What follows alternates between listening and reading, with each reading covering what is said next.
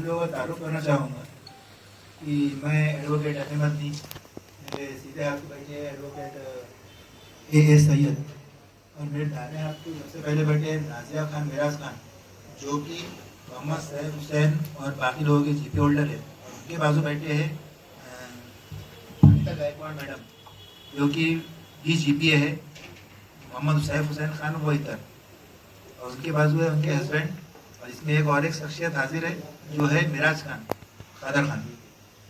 आज के इस प्रेस नोट का सबसे पहला मुद्दा ये है कि मैंने ये किसी पब्लिसिटी के लिए प्रेस नोट नहीं बुलाया है, ना ही किसी कोर्ट के आदेश के ऊपर असर डालने के लिए, क्योंकि इस प्रेस नोट में जिस प्रॉपर्टी ताल्लुक से कहा जा रहा है वो प्रॉपर्टी ताल्लुक पहले से आ रहा हूँ, इस प्रॉपर्टी ताल्लुक से आज की डेट में हाई कोर्ट में और डिविजनल कमीशन के पास भी अपील पेंडिंग है। अब मैं पहले से स्टार्ट करता हूँ कि 2016 में एप्लीकेशन नंबर 774 2016 और एप्लीकेशन नंबर 346 2017, ये प्रॉपर्टी गट नंबर 11, 12, 26, 37, 42, ये तकरीबन 454 या 56 एकड़ की ज़मीन के ताल्लुक से माननीय कलेक्टर साहब के पास अर्ज आई थी। इसके 7/12 पे 1947 से लेकर 1986 या मैं कहूँ तो 2023 तक के ईपी सरकार निगरानी यानी इवैक्यू प्रॉपर्टी निगरानी, जबकि मैं जो इस केस में दाखिल हुआ था मोहम्मद हुसैन खान मयत के वारसों की तरफ से। अब मोहम्मद हुसैन खान कौन है? 1947 में आज़ादी के बाद पहला डॉक्यूमेंट बना था जिसे कहा जाता है पक्का बुक, यानी फॉर्म नंबर 1 बेसिक डॉक्यूमेंट है आफ्टर इंडिपेंडेंस।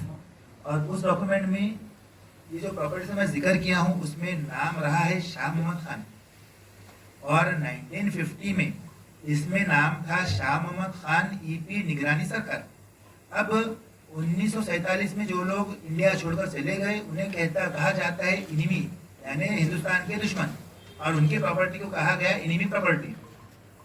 वैसे ही 1948 में मुक्ति संग्राम हुआ, हैदराबाद का प्रोविंस मुंबई में विलीन हुआ, और हैदराबाद की प्रॉपर्टी बॉम्बे प्रोविंस में विलीन हो गई। लेकिन जब जो लोगों को परेशानी हुई, लोग जो जान की डर से अपनी प्रॉपर्टी छोड़ के बाहर गए, तो उनकी प्रॉपर्टी को कहा गया इवैक्यू प्रॉपर्टी, और एक कायदा बना 1950 में जो कि 1954 या 55 तक वैलिड रहा। और इस दौरान जो लोग प्रॉपर्टी छोड़कर भाग गए थे उनकी प्रॉपर्टी पे उनके नाम के साथ साथ ईपी निगरानी सरकार लिखा गया। तो 1950 से लेके 1/12/1986 तक मयत मोहम्मद हुसैन खान के पिछली पीढ़ी के वारस शाह मोहम्मद खान, इनका नाम 7/12 में क्लियरली लिखा हुआ है। और 1/12/1986 को जो रेवेन्यू ऑफिसर ने म्यूटेशन एंट्री 464 कम की है वो ऐसी है कि इस प्रॉपर्टी पे शाह मोहम्मद खान नाम मालकी में है और ईपी निगरानी सरकार लिखा है, और वो कम करने के लिए फिर लिया जा रहा। 1/12/1996 को शाह मोहम्मद खान का नाम 7/12 में से कम किया गया। अब 2019 में मोहम्मद हुसैन खान, शाह मोहम्मद खान के 8वीं पीढ़ी के, इनका इंतकाल हुआ हैदराबाद में कालागुड़ा में। तो उनके इंतकाल के बाद उनके बच्चों को उनके प्रॉपर्टी के कुछ पेपर्स मिले जो कि अपनी मंडी तालुका दौलताबाद जिला औरंगाबाद इसके थे, जो कि औरंगाबाद को आज छत्रपति संभाजी नगर कहा जाता है। तो उन्होंने फिर औरंगाबाद आए, और यहाँ पे हमको चौकसी के दौरान मालूम पड़ा कि इस प्रॉपर्टी के ताल्लुक से कलेक्टर ऑफिस में मैटर पेंडिंग है। तो वहाँ सीपीसी रूल 1 ऑर्डर 10 के तहत हमने अर्ज दाखिल किए जीपीए मार्फत, क्योंकि वो हमारे हैदराबाद के पक्षकार यहाँ रह नहीं सकते थे और केस चला नहीं सकते थे, इसलिए उन्हें जीपीए अडॉप्ट किए और हमने मैटर प्रोसीड किए। और जैसा हम उस केस में हाजिर हुए वैसा ही हमने सिविल कोर्ट भी गए, और सिविल कोर्ट में हमने सिविल एप्लीकेशन नंबर 1951/2022 ये दाखिल किया, जिसमें हमने कोर्ट को सारे डॉक्यूमेंट्स और हमारा वारस, हम कैसे वारिस होते हैं इस प्रॉपर्टी के बताने के बाद कोर्ट ने हमको वारस पत्र घोषित किया। कब? 26/6/2023 को। उसके बाद हम रेवेन्यू अथॉरिटी के पास भी ऑर्डर लेके हमने प्रॉपर्टीज जो आपको मैं अभी बता चुका, उसके अलावा भी श्याम मोहम्मद खान की और भी प्रॉपर्टीज है, उस ताल्लुक से एप्लीकेशन बना के व्यवस्थित रीत्या कोर्ट में 75,000 रुपये कोर्ट फीस भर के वो सर्टिफिकेट लेके तलाटी साहब के पास गए, कलेक्टर ऑफिस के अलग अलग ऑफिस में गए, लेकिन किसी ने हमको प्रतिसाद नहीं दिया, क्योंकि उनको पता था इसमें मैटर चल रहा है, इनका नाम लग जाएगा तो इनकी हो जाएंगी। फिर जब हमको यहाँ पे किसी से सपोर्ट नहीं मिला तो हमने मंत्रालय का दरवाजा खटखटाया। ये कानून में एक चीज़ है, जब आपको न्याय नहीं मिलता है तो फिर जहाँ से न्याय बनता है वहाँ का दरवाजा खटखटाना पड़ता है। तो हम जब मंत्रालय गए वहाँ हमने पूरी हकीकत राइटिंग में दी।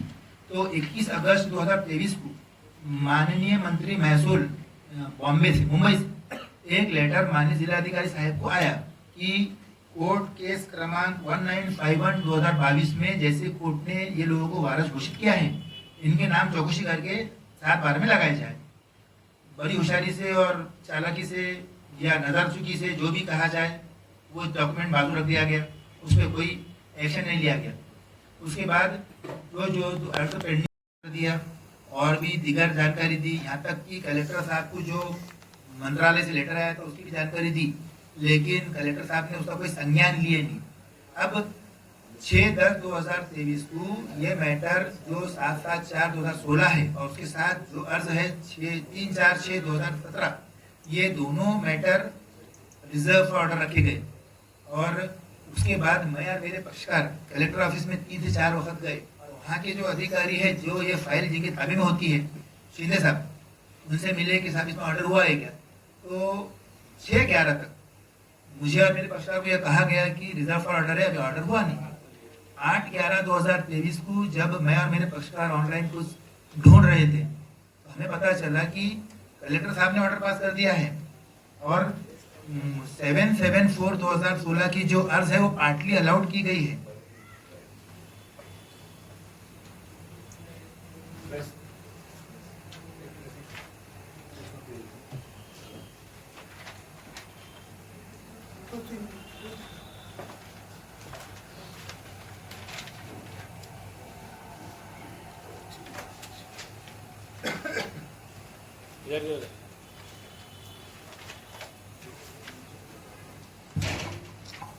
हमको पता चला है कि 8/11/2023 को ऑनलाइन देखने पर कि उनकी 7/7/2016 एप्लीकेशन पार्टली अवार्ड अलाउड हो गई है।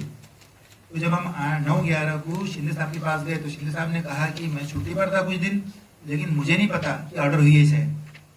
फिर मैंने उनको अपने मोबाइल में दिखाया कि ऑर्डर हो गई है और फेरफार भी हो गई है। तो वो थोड़े से घबरा गए, बोले मेरे पास तो फाइल है नहीं, फाइल कलेक्टर साहब के पास है, ऑर्डर हुई या नहीं है मुझे नहीं पता। फिर मैं कलेक्टर साहब के चैम्बर में गया तो कलेक्टर साहब वहाँ मौजूद नहीं थे, वहाँ एडिशनल कलेक्टर साहब थे। उन्होंने कहा कि इस केस के ताल्लुक से मुझे कुछ पता नहीं, मेरे पास कुछ फाइल नहीं है, आप कलेक्टर साहब से मिलकर बात करें। फिर कलेक्टर साहब के पीए से मिला मैं, उन्होंने वही जवाब दिया और मुझे जजमेंट की कॉपी देने से टालम टोल किया गया। तो मैंने उसी दिन कलेक्टर ऑफिस प्रीमाइसिस में मीडिया को बुलाकर एक बाइट दिया। तो बाइट में मैंने पूरी 6/10/2023 से लेके 8/11/2023 तक की कहानी बताई। तो मुझे उसी दिन शाम में जजमेंट की कॉपी मिल गई, मेरे अलावा किसी को नहीं मिली। और क्योंकि जो लड़ता उसको दिया जाता है, जो खामोश बैठा उसको कुछ नहीं मिलता। अब मैं आपको बताना चाहूंगा कि 6/11/2023 को हुआ क्या। माननीय अपर तहसीलदार छत्रपति संभाजी नगर इनके आदेश के अनुसार एक फेरफार की गई। उसका फेरफार नंबर है 1468 और वो फेरफार के अनुसार 7/7/4 जो ऑर्डर अलाउड हुई थी, मोहम्मद मोहिउद्दीन के जो वारस थे उनके नाम गट क्रमांक 11, 12, 26, 37 और 42 इसी 7/12 पे ले लिए गए। भी आम पब्लिक का अगर कुछ फेर करना रहा तो 1-1.5 साल निकल जाता है, ये आप लोगों को मालूम है। अब ये स्पेशल लोग थे शायद इनके लिए, फिर वो प्रावधान और कानून को बाजू रखा गया होगा, आई डोंट नो। उसका सवाल मैं भी कभी कलेक्टर साहब से आप मिले तो आप पूछिएगा। अब इसके बाद ये फेर करते वक्त माननीय तलाटी साहब, माननीय तहसीलदार साहब, इन्होंने ये भी विचार नहीं करे कि अपन डेमोक्रेटिक नेशन में रहते, इंडिया में रहते, भारत में रहते और हर चीज़ के लिए कानूनी तरीका है और एक कालावधि रहती है कि इतने पीरियड के बाद ये करना, अपील है तो ये करना, अपील के अगर अपील पीरियड खत्म हो गया तो क्या करना। यहाँ किसी ने किसी चीज़ का इंतजार नहीं किए, फेरफार कर दिए। उसके बाद यहाँ पे काम नहीं रुका, ये जिनके नाम पे प्रॉपर्टी हुई थी उन्होंने ये प्रॉपर्टी तकरीबन 9.5 से 10 करोड़ में बेच दी है। बेची किसे है और क्यों बेची है मैं वो भी बताऊंगा। खरीदने वालों को क्या फायदा है। जिन्हें बेची है उनमें से एक का नाम है श्री मनुवीर अग्रवाल, ये है मुंबई के। दूसरी है उनकी बेटी तन्वी मनुवीर अग्रवाल, ये भी है मुंबई की। तीसरे है श्री संजय वीरेंद्र सिंह चौहान, ये है पानदरीबा छत्रपति संभाजीनगर के रहने वाले। ये तीनों ने वो प्रॉपर्टी अंदाजे 9.5-10 करोड़ में कुछ ली है। अब वो पेपर पे कितने मिले मुझे नहीं पता, लेकिन मार्केट रेट उसका 500 करोड़ के ऊपर है। अब मैं फिर से आप लोगों को ऑर्डर के ताल्लुक से कहना चाहूँगा कि ये ऑर्डर अपीलेबल है, क्योंकि कलेक्टर ऑफिस का ऑर्डर फाइनल नहीं हो सकता। Collector office is not equivalent to Supreme Court. हमारी लड़ाई सुप्रीम कोर्ट तक चलेगी अगर चलना है तो कलेक्टर ऑफिस का ऑर्डर हमने पर्सनली, मैंने शाह मोहम्मद खान के वारसों के थ्रू डिविजनल कमिश्नर के पास चैलेंज किया है। उसमें अगली तारीख 12 जनवरी 2024 है, उसे मुझे स्टे नहीं मिला है, लेकिन मैटर पेंडिंग है। दूसरी एक मेरी सिविल रिट पिटीशन पेंडिंग है हाई कोर्ट में, जिसकी अगली या पहली तारीख 18 जनवरी 2024 है, और मुझे उम्मीद है कि उसमें मुझे स्टे मिलेगा। वैसे ही इस CS 1210/2023 इसमें कोर्ट ने ये मनु अग्रवाल, तन्वी अग्रवाल, संजय चौहान, इनके खिलाफ स्टे का आदेश पारित किया था। लेकिन अभी मैंने ऑनलाइन चेक किया है, वो केस वो दोनों ने मिलकर कॉम्प्रोमाइज करके विड्रॉ कर लिए। अब क्या कॉम्प्रोमाइज करे, क्या विड्रॉ करे, मैं पेपर मिले बात कह सकूंगा, लेकिन ऑनलाइन बता रहा है कि मैटर डिस्पोज हो गया। अब आप ही बताइए, किसी को स्टे मिल जाता है और वो बिना निर्णय के केस वापस ले लेते, इसके पीछे क्या है? कहीं ना कहीं दाल में कुछ काला है या पूरी दाल ही काली है। खैर, अब जो 17/10/2023 का ऑर्डर था मैं वो पढ़ना चाहूंगा। उसका पेज नंबर 114, इसमें जो कलेक्टर साहब ने आदेश दिया है क्लॉज नंबर M में कि माननीय तहसीलदार साहेब संभाजीनगर, इनको आदेशित किया जाता है कि उन्होंने एक समरी इंक्वायरी करनी चाहिए किस ताल्लुक से कि मयत गुलाम मोयुद्दीन हफीजुद्दीन नाथू, इनके वारसदार, ये जो प्रॉपर्टी आपको कही गई मैंने 11, 12, 26, 37, 42, इस ताल्लुक से वारस घोषित हो सकते क्या? अगर होगा, आपको ऐसा लगता है कानूनी तौर पे, तो ऐसा आदेश देके उनके नाम लगाओ। अब फिर से मैं आपको ले चलता हूँ फेर क्रमांक 1468 पे 6/11/2023 की। अब ये जो 6/11/2023 को फेर क्रमांक हुई हुई है, ये माननीय अपर तहसीलदार छत्रपति संभाजीनगर, इनके आदेश पे हुई हुई है। और मैं चाहूंगा कि आप आदेश नंबर लिख कर लें, ये एक बहुत बड़ा लीगल पॉइंट है पेपर में उठाने के लिए। अब आदेश का क्रमांक लीजिए आप, शावक क्रमांक 2023/1/कावी-275, यानी इस पेपर के हिसाब से समरी इंक्वायरी 2006/11/2023 को हो गई ये नंबर से, ठीक है। जबकि यही नंबर से यानी शावक क्रमांक 2023/1/कावी-2075, ये समरी इंक्वायरी माननीय अपर तहसीलदार साहब के कार्यालय में 7/12/2023 को शुरू हुई और 9/12/2023 को खत्म हुई। जबकि यहाँ उससे 1 महीना पहले नोटिंग ले ली गई है, मेरे पास उसका सब पुरावा है, मैं हर चीज फेस करने के लिए तैयार हूँ। 1 महीने पहले घोल किया गया है अंधेरे में रखकर। 6/11 को बता रहे कि समरी इंक्वायरी हो गई, उस हिसाब से फेर ले लिए, जबकि ये समरी इंक्वायरी हो रही है 7/12 को।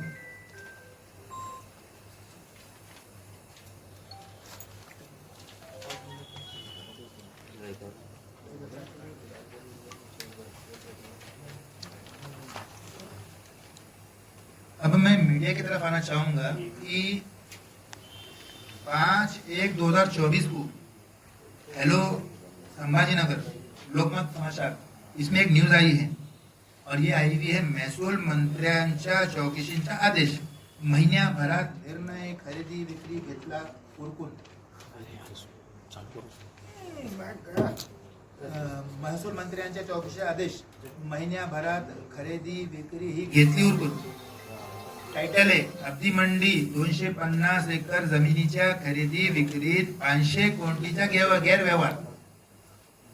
अभी ये टाइटल बता रहा हूँ, बाकी चीजें बोलने बैठूं तो काफी वक्त चला जाएगा। उसके नेक्स्ट डे उसी पेपर में लोकमत छत्रपति हेलो संभाजीनगर में 3 दिवसात फेरफार खरेदी विक्रीचा गेम। इसमें मैं एक चीज पढ़ के दिखाना चाहूंगा कि जो प्रॉपर्टी ईवे की प्रॉपर्टी बताई गई थी वहाँ पे सरकारी आदेश के ऊपर ही एक नोटिस लगाई गई थी, जमिनीचे ताबा असिस्टंट कस्टोडियन तथा अप्पर तहसीलदार छत्रपती संभाजीनगर औरंगाबाद यांचा आहे. तहसील जमिनीवर अतिक्रमण करण्यास कायदेशीर कार्रवाई करण्यात येईल. ये नवंबर 2023 का बोर्ड है जो बाद में वहां से गायब कर दिया गया. बोर्ड को ब्लैंक कर दिया गया, पेंट मार दिया गया, कालक पोत दी गई, सच को छुपाया गया. उसके बाद अब ये जो तन्वी अग्रवाल और मनु अग्रवाल जो है, ये जो पेपर है आपका 6 जनवरी का लोकमत छत्रपति संभाजीनगर, उसका पेज नंबर तो नहीं है, खैर ये एक न्यूज पढ़ना चाहूंगा. देवगिरी खुलदाबाद पर्यायी मार्गच्या DPR सादर NHAI 9 मे 2024 पर्यंत भूसंपादन निविदा प्रक्रिया तर 22 ते 2025 ला होणार रास्ता तैयार. इसमें वही जमीन है जो इस केस में है और इसमें नकाशा भी आया हुआ है, विद मैप दिया है न्यूज में. तो ये चीज को अपन झुटला नहीं सकते कि जो लोगों ने प्रॉपर्टी खरीदी है मुंबई के और जो एक साहब पानदरीबल के हैं चौहान साहब, इनमें इनका कुछ तो रोल है, यानी कहीं तो कुछ गलत हुआ है. और ये गलत आज टॉप से खुल रहा है, यानी महसूल मंत्री से. और अब इसमें री इंक्वायरी के आदेश दिए जा चुके हैं. और मैं फिर से अपने वही शब्द दोहराना चाहूंगा कि 17/10/2023 के बाद ऑर्डर जिनके हक में हो गई और जिन्होंने कर दिए, आज मेरी ये प्रेस कॉन्फ्रेंस के बाद मैं, मेरे सहकार्य, मेरे जीपी होल्डर के घर के लोग और मेरे हैदराबाद के क्लाइंट्स, इनकी अननेचुरल डेथ होती है तो इसके जवाबदार इस प्रॉपर्टी से जिनको फायदा पहुंचता है वो रहेंगे. और मैं कहीं भी रुकने वाला हूं नहीं. मैं सुप्रीम कोर्ट के लिए लड़ाई लड़ने के लिए तैयार हूं. और जो चीज मैंने कही है उसके सारे कागजात, सरकारी कागजात मेरे पास अवेलेबल है और मैं कोई भी इंक्वायरी फेस करने के लिए तैयार हूं. और उस प्रॉपर्टी पे शाह मोहम्मद खान की तरफ से कोई ताबेदार पिछले 8-10 साल से ज्यादा हो चुका है, बैठे हैं. तो वहां पे कुछ सरकारी लोग जाकर, सरकारी लोगों का नाम ना ही लूँ तो बेहतर है क्योंकि मैं साबित नहीं कर सकता कि वही गए थे बल्कि कुछ सरकारी लोग जाकर बिना किसी आदेश के धमका रहे हैं. तो मैंने मेरे पक्षकार से कहा है कि सरकारी आदमी को छोड़ के जो साथ में है उनके हाथा पैरा तोड़ डालो, सिर्फ जान से नहीं मरना. क्योंकि मेरी प्रॉपर्टी पे कोई आएगा तो मैं छोड़ने वाला हूँ नहीं. मेरी प्रॉपर्टी मेरा घर है, मेरे घर में कोई घुसेगा मेरे परवान के बाहर तो मेरे को मारने का हक बनता. और जब वो दादा करेगा तो बिल्कुल मारने का हक बनता. अगर वो चैन से बात करेगा या कोर्ट से आएगा तो मोस्ट वेलकम है, कोर्ट से ऑर्डर लाओ, मैं पूरा ताबा उनको देने को तैयार हूँ, लेकिन कोर्ट का ऑर्डर होना. अब वैसे एक चीज से और पर्दा उठाना चाहूंगा कि ये जिनके फेवर में ऑर्डर हुआ है ने मोहम्मद मोहिउद्दीन, मोहम्मद रशीदुद्दीन के वारस, यानी मोहम्मद मोहिउद्दीन भी मर गए, मोहम्मद रशीदुद्दीन भी मर गए. अब मोहम्मद रशीदुद्दीन के जो वारस है वो आज तक कोर्ट से घोषित नहीं हुए वारस. उनका केस नंबर लिखिए आप, उनका दीवानी अर्ज क्रमांक 292/2013 आज भी कोर्ट में प्रलंबित है. उनको कोर्ट ने उनके बाप का वारस डिक्लेयर नहीं करा. यानी जो एक प्रॉपर्टी बेच के फ्री हो गए वो खुद अपने बाप के वारस नहीं है कानूनी तौर पे. और वो केस में अगली तारीख है 15 जनवरी 2024. अब जो फिर 6/11/2024 को ली गई उस ताल्लुक से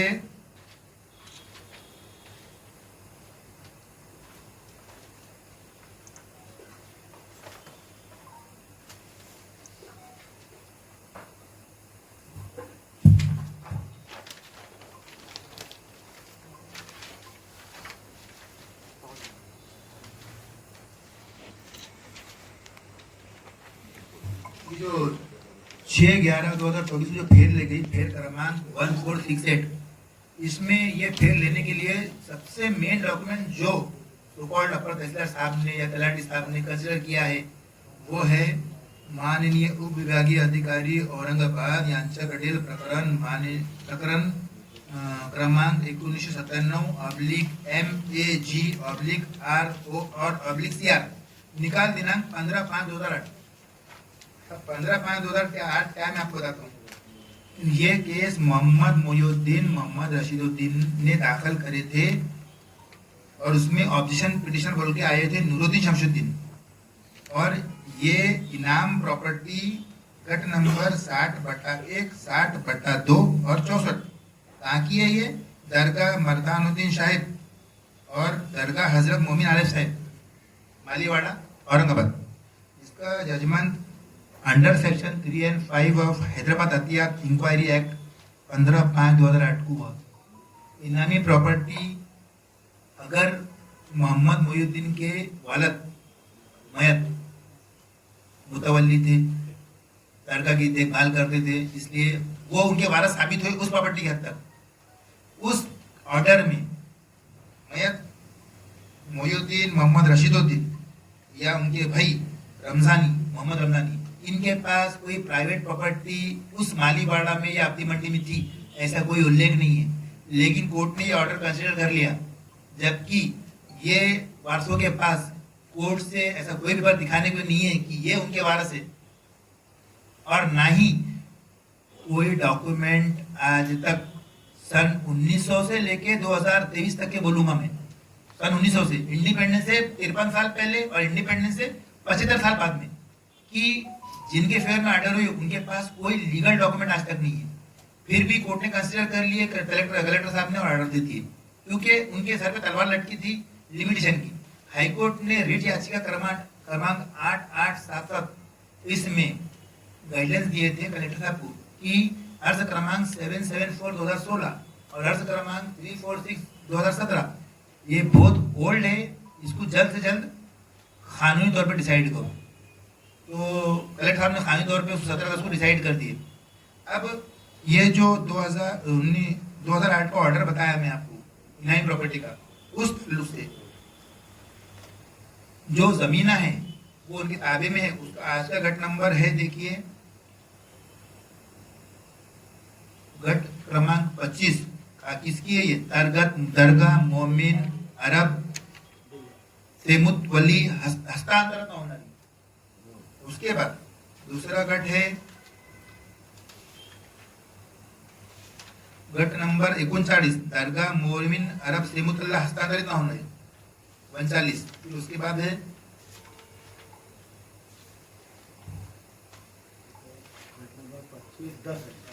एक गट नंबर 10 है, यानी जिनके फेवर में एप्लीकेशन क्रमांक 774/2016 अलाउड हुई, उनका वो एप्लीकेशन 774/2016 की जमीन से कोई लेना देना नहीं है। उनका जिस चीज से लेना देना था उसका वारस में मतलब उनको अतियात कोर्ट ने दे दिया, वो प्रॉपर्टी उनके ताबे में उनके नाम पर है। उसके बाद उनकी नीयत खराब हुई और उन्होंने ये प्रॉपर्टी में ऐसा घोल करे। अब इसमें कौन शामिल है कौन नहीं शामिल है ये कोर्ट डिसाइड करेगा। मैटर कोर्ट में पेंडिंग है। और मेरे इस पत्रकार परिषद से मैं फिर से निवेदन करना चाहूंगा, ना मैं किसी कोर्ट को समझाना चाह रहा कि मैं सही हूं, और ना मैं किसी को डराना चाह रहा कि मैं ये कर रहा या मैं वो कर रहा, लेकिन मैं आम पब्लिक को ये सूचना देना चाह रहा हूं कि ये जिन लोगों ने जमीन खरीदी है वो 5 जनवरी 2024 और 6 जनवरी 2024 को जो पेपर में आया है उससे डर कर ये प्रॉपर्टी अब मासूम जनता को औने पौने भाव पे बेचना चाहेंगे। भाई 15 लाख में ले लो, 1 करोड़ में ले लो, तो आम पब्लिक इसका शिकार नहीं होना, क्योंकि ये लड़ाई में भी सुप्रीम कोर्ट तक जाने के चांसेस मुझे नजर आ रहे हैं। तो आम पब्लिक को मेरी यही विनती है कि 17/10/2023 के आदेश के ऊपर भरोसा करते हुए और खरीदी खत को सही समझते हुए कोई भी व्यवहार करना है तो अपनी जिम्मेदारी पे करे। मैं सिर्फ इतना कह रहा हूं कि वो ऑर्डर चैलेंज हो गया है, मैटर कोर्ट में है और कोर्ट किसकी तरफ से ऑर्डर देगा, फैसला देगा, ये मैं नहीं कह रहा हूं। लेकिन जब मैटर पेंडिंग है तो ऐसी चीज के ऊपर दाव लगाना अच्छी बात नहीं है।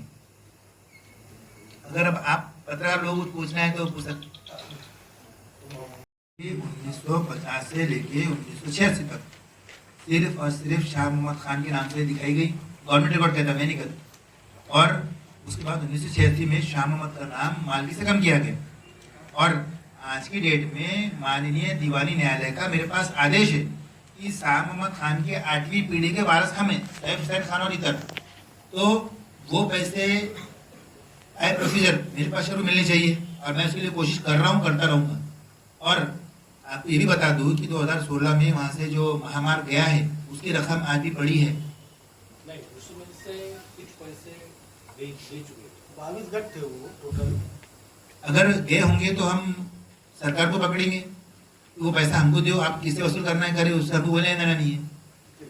एक तो वो लीगल होंगे या फिर अभी के इलीगल है, या फिर अब वो लीगल होंगे या अभी के लीगल? अभी ये चीज कोर्ट डिसाइड करेगा। मैं पहले बोल चुका, मैं ये नहीं कह रहा कि मैं सही हूँ। उस वक्त आपने ऑब्जेक्शन क्यों नहीं दिया था? नहीं, एक मिनट। अब शाह मोहम्मद खान के मरने के बाद XYZ 2019 में मोहम्मद हुसैन खान का इंतकाल हुआ हैदराबाद में। उनके हमारे बाद उनका जो अटैची रहता है बूढ़े लोगों का, जो किसी को देते नहीं हो, उनके बच्चों ने जब खोले उनके मरे बाद, तो उसमें औरंगाबाद की अब्दी मंडी उनके कुछ पेपर्स मिले और फिर वो औरंगाबाद आए 2019 में।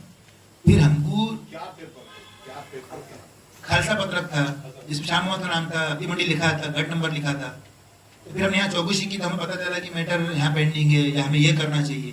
तो हम उसमें ऑप्शन पिटिशन बोल के हाजिर हुए एप्लीकेशन नंबर 774/2016 में। और वैसे ही हमने माननीय दीवानी न्यायालय दरबार खटखटाया और हमने उनको कहा कि प्रॉपर्टी हमारे पूर्वजों की है और हम उसके 8वें वारस है। ये जो गढ़ दाखवत है, ये जो गढ़ है, इसके सबसे पुराना डॉक्यूमेंट किसके नाम पे? सबसे पुराना डॉक्यूमेंट देखिए, सबसे पुराना डॉक्यूमेंट भारत का 1947 में तैयार हुआ था, उसका नाम है पक्का बुक फार्म नंबर। उसके पहले भी कुछ डॉक्यूमेंट है? उसके पहले के डॉक्यूमेंट श्वेतपाल पत्रक है और कुछ नुजुल नाम है, कुछ है डॉक्यूमेंट। लेकिन प्रॉपर्टी है या नहीं, इवैक्यू अभी आपको मैं डिसीजन बताता हूँ। एनिमी प्रॉपर्टी उसे कहा जाता है कि 1947 में जो मुसलमान जो हाँ, और 1948 में मुक्ति संग्राम दिवस के वक्त जो अपनी जान को डर के प्रॉपर्टी छोड़ के इंडिया में बसे गए, इंडिया में कहीं बस गए लेकिन वापस नहीं आए, उनकी प्रॉपर्टी को इवैक्यू प्रॉपर्टी कहते हैं। और ये प्रॉपर्टी इवैक्यू बताई गई थी नहीं, कभी नहीं थी। ऐसा कोई आदेश under section 7A of the evacuee property act 1950 कोई भी ऑफिशियल गॅझेट में आज तक पब्लिश नाही हुआ। हे गटा कुठेच नाही, गटा आहे पण इवॅक्यू नाही, ते प्रायव्हेट प्रॉपर्टी आहे। इव्हॅक्यू मध्ये कुठंच गट नाही, दिशाभूल करने के लिए और क्या, लोगों की दिशाभूल होना, किसी ने खरीद फरोख्त नहीं करना। सातबाराला तर इव्हॅक्यू प्रॉपर्टी आहेच ना? हो, आता निघालेले ना, आता बघा तुम्ही। नाही, कधीच्या काळात इव्हॅक्यू प्रॉपर्टी आहे? 1950 पासून 1986 पर्यंत माझ्या नावासोबत ईपी होता, पण 1986 मध्ये माझं नाव कमी झाल्यानंतर फक्त ईपी राहिला 2023 पर्यंत। आणि ते कशावरून कमी केलं त्याने? ते 86 ला तुमचं नाव कशावरून कमी केलं त्याने? 86 ला जी नोंद आहे ती एवढीच आहे की शाह मोहम्मद खान याचा नाव मालकीमधून कमी करण्याकरिता ही फेर घेण्यात येते, पण इवॅक्यू प्रॉपर्टी कंटिन्यू राहिली, फक्त माझं नाव कमी करण्यात आलं। यास कोणताही आदेश नाही, कोणत्या मी तेच विचारलो, 86 ला कोणत्या आदेशानं नाही। मी रेकॉर्डला रेव्हेन्यू ऑफिस मध्ये अप्लिकेशन दिलं होतं माहिती अधिकाराखाली, मला जवाब देण्यात आलाय, त्याची संचिका त्यांच्याकडे उपलब्ध नाही, उनके पास संचिका नहीं है। विदाउट बेस काम करेंगे तो संचिका लाएंगे कहाँ से? ही प्रॉपर्टी आपण कोण खरेदी केली? मनुवीर अग्रवाल मुंबई, तन्वीर अग्रवाल मुंबई और संजय चौहान पांडरीबा छत्रपति संभाजीनगर। 3 लोगों ने खरीदी करी क्या? 3 के अलावा और 2 का मुझे पता चल रहा है, लेकिन डॉक्यूमेंट मेरे सामने नहीं है इसलिए मैं बोल नहीं सकता। तो रजिस्ट्री वगैरह कुछ हुआ इनका? रजिस्टर डॉक्यूमेंट है कलेक्टर ऑफिस में, आफ्टर टाइम स्पेशली ये लोगों के लिए ऑफिस चालू था और रजिस्ट्री हुई। तो आपने ऑब्जेक्शन नहीं लिया उस पर कुछ? हमें पता नहीं था। अभी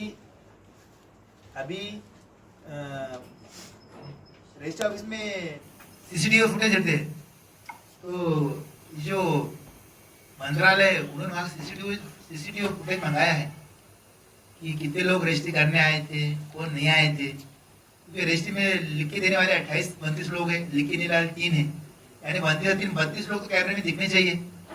अब वो मंत्रालय और कोर्ट डिसाइड करेंगे कि कितने लोग दिखे और कितना व्यवहार सही हुआ, कायदे से हुआ।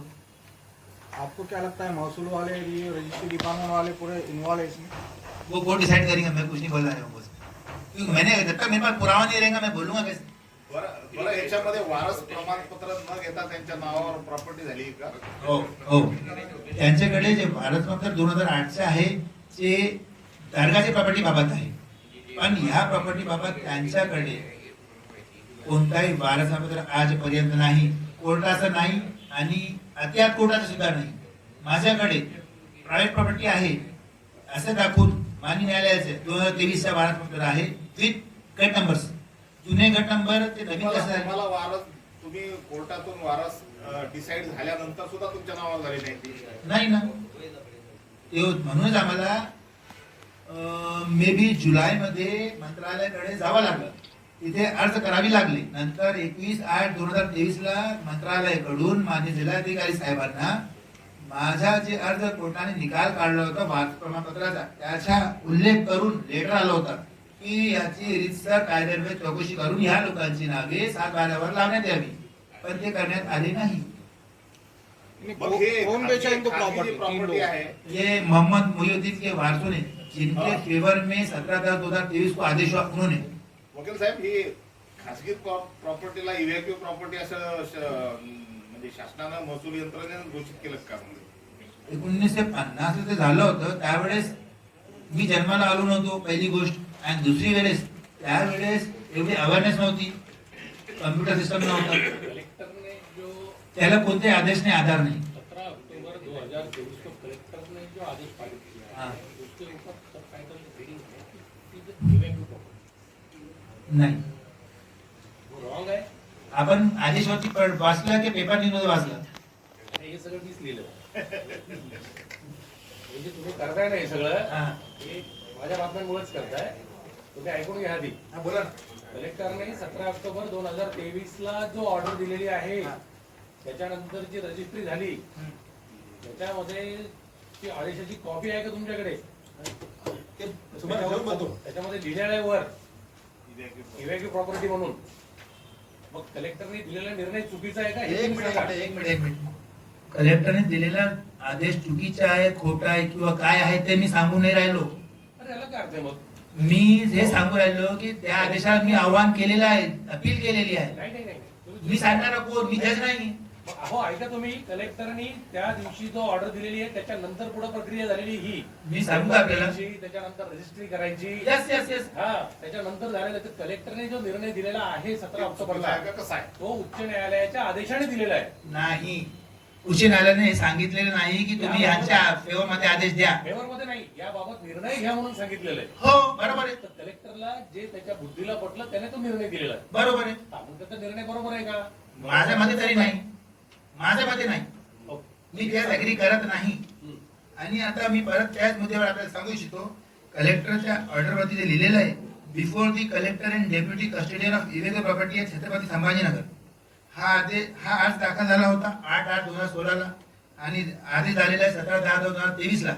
आणि आपल्याला मी हे सांगू इच्छितो की हे चालला होता सेक्शन 7A कस्टोडियन ऍक्ट 1950, सदरील ऍक्ट 2005ला सेंटरच्या नोटिफिकेशन गॅझेट नुसार रिपील झालेलं आहे. जे ऍक्ट अस्तित्वात नव्हती त्याच्यामध्ये केस चालला कसं हे मी हायकोर्टात सांगितलेलं आहे, ते डॉक्युमेंट दाखल केलेलं आहे मी.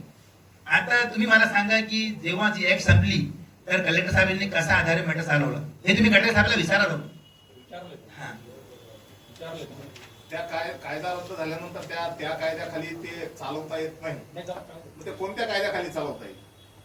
ते मी कशाला सांगू? नाही. तुम्ही कायदेतज्ञ म्हणून सांगितलं पाहिजे ना की तो ते ज्या कोर्टाने चालून घेतलं त्यांनी त्याची काळजी घ्यायला पाहिजे होती. आता मी माझा डिफेन्स कशाला उघडू इथे? हे काही कोर्ट प्रोसिडिंग नाही चाललेली आहे, मी कोर्टाला सांगणार आहे ते सर्व काही इथे सांगायला बसलो नाही मी.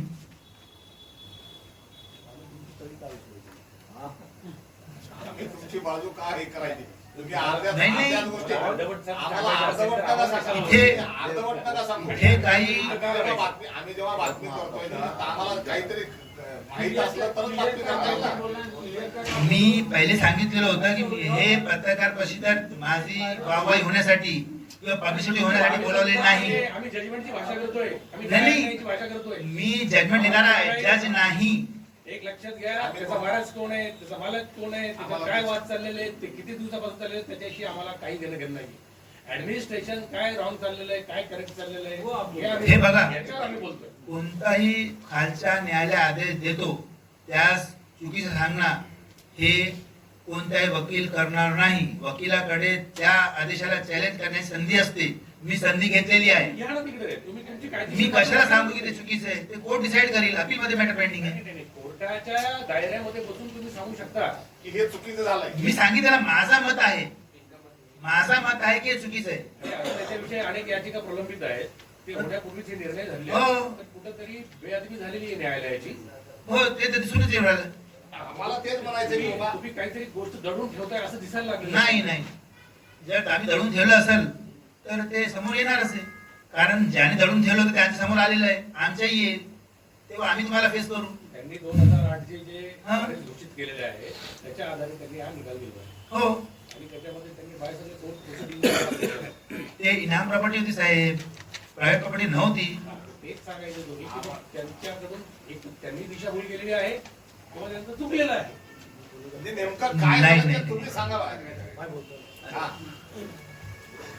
आप जो पूछना चाह रहे हैं वो उनको वारस प्रमाण पत्र मिले हुआ है, वो सिर्फ 3 गट का है, 25, 39, 10। इसकी ये प्रॉपर्टी को दरगाह की प्रॉपर्टी घोषित किया हुआ है और उसके अंदर उनके वारसदार बोल के दरगाह के मुतवल्ली गुलाम मोजुद्दीन, शमशुद्दीन, अमीरुद्दीन, नूरुद्दीन ऐसे लोगों के नाम भी लग चुके हैं। ये 3 गट के अलावा जो बाकी है, अब मैं आपको यहाँ से आगे बताता हूँ कि शाह मोहम्मद खान की 2424 एकड़ जमीन है। कितना 2424 एकड़ जमीन है। चरनापुर फाटे से राइट टर्न आप जो मारते हैं तो दौलताबाद का जो खुलदाबाद को गेट चढ़ते हैं वहां तक के जितना भी पट्टा आता है ये पट्टा शाह मोहम्मद खान की मालकी हक का है। ये रेवेन्यू के पास रिकॉर्ड ऑलरेडी है और अभी जो हमको सक्सेशन मिला है 5 गट का नहीं, हमको 22 गट का सक्सेशन मिला है। जो आपने पहले सवाल किए थे कि ये पैसे कहाँ किसको मिले, ये पैसे किसको मिले, कौन है, तो जो 17 गट के ऊपर नाम चढ़ गए लोगों के हाथ से पहले फ्यूचर में बैक में, तो उनको पैसा मिला है 17 गट का। 5 गट का पैसा आज भी ईपी बोल के सेव रखा हुआ है। ये जो मेरे साहब ने कहा है, हमारे ईपी होल्डर के हस्बैंड ने, मिराज खान ने, 1947 से पहले निज़ाम गवर्नमेंट का यहाँ पे राज्य था मराठवाड़ा पे। तो 1945 में निज़ाम गवर्नमेंट ने एक स्कीम लागू की थी और वो टाइम पे फॉरेस्ट के लिए कुछ एरिया एक्वायर करना था और स्कीम बनी थी।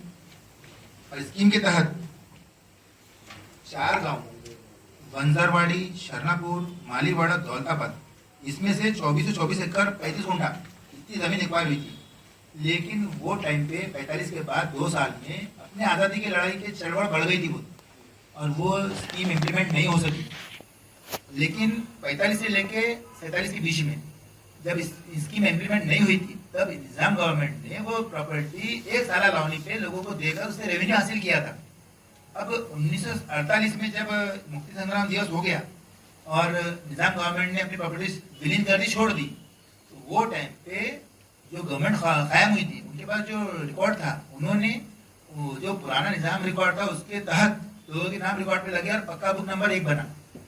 और उसके बाद 1950 में जब देखे कि कौन सी प्रॉपर्टी पे कौन नहीं है, पुराने रिकॉर्ड में कौन था, तो गट नंबर जो मैं इस आपके पत्रकार परिषद में बताया हूँ, वो पत्रकार परिषद के हिसाब से वो गट नंबर पे शाह मोहम्मद खान का नाम लगा, क्योंकि निज़ाम टाइम पे भी उनका नाम रहा था। और फिर वो चलते चलते 1986 तक आया और 86 के बाद 2019 में 8वें वंशज शाह मोहम्मद खान के मरने के बाद हमको मालूम पड़ा। फिर हम यहाँ पे हाजिर हुए और कोर्ट से भी वारस पत्र लिया है और आज भी हम ये ऑर्डर होने के बाद ये ऑर्डर को हमने माना नहीं, इसको चैलेंज किया है हाईकोर्ट में भी और डिवीजनल कमिश्नर में भी, और हमको पूरी उम्मीद है कि हमको न्याय मिलेगा। जमीन को लेकर जो आज प्रेस कॉन्फ्रेंस ली गई है, तो क्या बोलना है आपका? मेरा ये कहना है कि कलेक्टर साहब ने जो 17/10/2023 को ऑर्डर पारित किया है वो कानून के हिसाब से सही नहीं है और उसको मैंने मेरे पक्षकार के ज़रिए से डिविजनल कमिश्नर में चैलेंज किया है। वहाँ की तारीख 12/10 है, 12/1/2024 है। और वो केस मैंने माननीय उच्च न्यायालय खंडपीठ औरंगाबाद में भी दायर किया हूँ और वहाँ पे अगली तारीख 18 जनवरी 2024 है। मेरा ये कहना है कि मुझे इस प्रॉपर्टी के ताल्लुक से दीवानी न्यायालय औरंगाबाद में वारस घोषित किया है। उसके बावजूद इस अर्ज में कलेक्टर साहब ने वो डॉक्यूमेंट ऑन रिकॉर्ड होते हुए मेरे पक्षकार को नज़रअंदाज करके ये फैसला दिया है जो कि मुझे मंजूर नहीं है। और 5 जनवरी 2024 उसके बाद 6 जनवरी 2024 में मंत्रालय के थ्रू इस आदेश की और आदेश के बाद फेर फार की और फेर फार के बाद रजिस्ट्री की चौकसी चालू हो गई है और सच पब्लिक के सामने आकर रहेगा। और मेरा हक हासिल करने के लिए मैं सुप्रीम कोर्ट तक की लड़ाई लड़ूंगा। तीसरी चीज़, आम जनता से यही अपील है कि जैसा कि अब न्यूज़पेपर में आ गया है और मेरा अपील एप्लीकेशन 2 कोनों पेंडिंग है। जिन लोगों ने प्रॉपर्टी खरीदी है वो आम जनता को यह प्रॉपर्टी कम से कम भाव में बेचकर अपना जो इन्वेस्टेड पैसा है वो निकालने की कोशिश करेंगे। तो मेरी आम जनता से अपील है कि 17/10/2023 के आदेश के ऊपर भरोसा करके या उसके बाद जो रजिस्ट्री वो लोगों ने करके ली है उस बेस पर कोई व्यवहार ना करे, क्योंकि अगर कोई व्यवहार करता है तो व्यवहार की जवाबदारी उसकी खुद की रहेगी। क्योंकि आगे अपील में कोर्ट किसकी तरफ से फैसला देगा, कितने सालों के बाद देगा, क्या देगा, ये मैं आज बता नहीं सकता। लेकिन इतना ज़रूर कहूँगा कि मुझे डेमोक्रेसी पे विश्वास है और मेरे पक्षकार के पास और मेरे पास इतने कानूनी दस्तावेज है कि मैं ये प्रॉपर्टी मेरे पक्षकार की है, ये उच्च न्यायालय तक, उच्च न्यायालय से ऊपर महाउच्च न्यायालय तक यानी सुप्रीम कोर्ट तक साबित कर सकता हूँ। और हक से लड़ने के लिए मैं कभी पीछे नहीं हटूँगा। और मैं ये क्लीन स्टेटमेंट कर रहा हूँ कि मैं जो कुछ कह रहा हूँ ये पूरी जवाबदारी से कह रहा हूँ और इसके मेरे पास सारे कागजात मौजूद हैं। नहीं, इस प्रॉपर्टी पर इनिमी प्रॉपर्टी का महसूल विभाग ने जो बोर्ड लगाया था तो क्या है इनिमी प्रॉपर्टी है ये? महसूल विभाग ने इस प्रॉपर्टी पे एनिमी प्रॉपर्टी का बोर्ड कभी नहीं लगाया था। महसूल विभाग ने इस प्रॉपर्टी के ऊपर इवेक्यू प्रॉपर्टी का बोर्ड लगाया था जो कि कभी इवेक्यू प्रॉपर्टी थी ही नहीं, ना 1950 में, ना 1986 में, ना आज। ये प्रॉपर्टी कभी भी इवेक्यू प्रॉपर्टी नहीं रही। कौन मालक है फिर इसका? शाह मोहम्मद खान, और हम उसके 8वें पीढ़ी के वारिस हैं हम और कोर्ट की घोषित है। और अभी आपने कहा है कि उसका खरीद फरोख्त हुआ है उस जमीन का, तो कौन लिया है उसको? बॉम्बे के मनु अग्रवाल, तन्वी अग्रवाल, औरंगाबाद के कोई चौहान साहब बोल के। तो कितने में व्यवहार हुआ कुछ पता चला है आपको? एक अंदाजा 9.5 करोड़ मुझे नजर आ रहा है पेपर के ऊपर से। तो है कितनी की प्रॉपर्टी हो? नहीं, प्रॉपर्टी तो 500 करोड़ से ज़्यादा की है। अब व्यवहार कितने का हुआ, क्या हुआ, ये जो चौकसी लगी है मंत्रालय के थ्रू उसमें सब क्लियर होके रहेगा। फिर आपने ऑब्जेक्शन नहीं लिए? आपने लिए है, हमने अपील डाले है। जो कानूनी तौर से हम कर सकते हैं वो कर रहे हैं, आज भी कर रहे हैं, आगे भी करेंगे। दूसरी बात, परेशान कुछ गट में हमारा है और कुछ गट में कुछ ऐसे लोग बैठे हैं जो ना हमारे ना उनके। नहीं, वो 3 लोगों को कौन बेचा प्रॉपर्टी? आपको कुछ नाम वाम पता है? 17/10 का जो ऑर्डर जिनके फेवर में हुआ वो लोगों ने बेचे। 17/10/2023 का ऑर्डर। गुलाम मोइनुद्दीन के वारसदार। सर, ये जगह कहाँ है और इसके घट नंबर कौन कौन है? अब्दी मंडी में है जगह, तालुका दौलताबाद, जिला छत्रपति संभाजी नगर आज का, और पुराना जिला औरंगाबाद। घट नंबर है 11, 12, 26, 37 और 42। ये टोटल 456 एकड़ करीब है। और अभी 6 जनवरी को भी एक पेपर में पब्लिकेशन आया है कि वहाँ से DPR रोड जा रहा है। दरगाह का नाम बोलो, दरगाह का। दरगाह के केस से कोई लेना देना नहीं है। अच्छा, मोमिन आल साहब दरगाह, मर्दारुद्दौला साहब दरगाह, इसका इस प्रॉपर्टी से कोई लेना देना नहीं और ना ही उनके मुतवल्ली लोगों का।